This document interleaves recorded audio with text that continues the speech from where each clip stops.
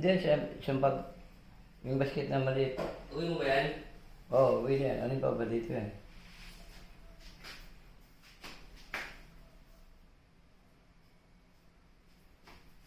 Yung alay ng rest dito, ayun o.